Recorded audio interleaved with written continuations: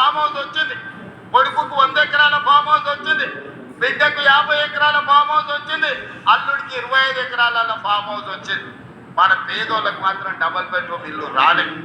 నిజంగానే ఆ ప్రభుత్వానికి చిత్తశుద్ధి ఉంటే సంవత్సరానికి 2 లక్షల ఇల్లు కట్టినా 10 ఏళ్లలో 20 లక్షల ఇల్లు కట్టే అవకాశం ఉంటే 20 లక్షల పేదోళ్లను ఓ ఇంటి వాళ్ళని చేసి వాళ్ళ ఆత్మగౌరవాన్ని నిలబెట్టే అవకాశం ఉండే. కానీ ఏ రోజు కూడా ఆయనకు సోయి లేదు. ఆయన సోకుల మీదనే ఆయనకు ఆలోచన. 10 ఎకరాలల్లా ప్రగతి భవనాలు పెద్ద గడి కట్టుకున్నాడు, ఫామ్ హౌజులు కట్టుకున్నాడు, కానీ మీకు మాత్రం ఇయ్యలేదు. కానీ మీ తమ్ముడు 2 ఏళ్లలో 7 లక్షల ఇల్లు పేదలకు కట్టించి ఊరూర ఇందిరమ్మ ఇల్లున్నాయి. అందుకే ఆ రోజు చంద్రశేఖరరావు గారికి సవాల్ విసిరిన, ఏ ఊరిలో నువ్వు డబుల్ బెడ్రూమ్ ఇల్లు కట్టించినవో ఆ ఊర్లో ఓట్లు నువ్వే పిచ్చుకో.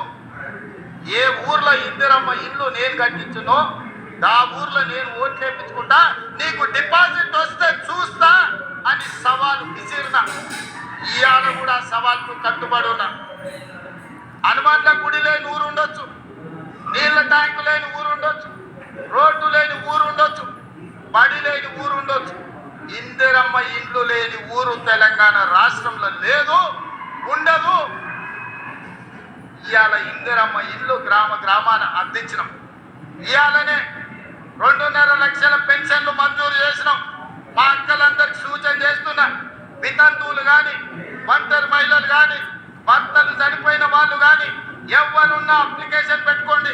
సాచురేషన్ ఎన్ని లక్షల మంది ఆడబిడ్డలు వితంతువులు కానీ ఒంటరి మహిళలు ఉంటే ఎన్ని లక్షల మంది ఉన్నా అందరికీ పెన్షన్ ఇచ్చే బాధ్యత నాది, మీ తమ్ముడిది, మిమ్మల్ని ఆదుకునే బాధ్యత నాది. అదే విధంగా చేనేత కార్మికులు అర్హులైన వాళ్ళందరికి ఇస్తాం, గీత కార్మికులకు అర్హులైన వాళ్ళ అందరికి ఇస్తాం.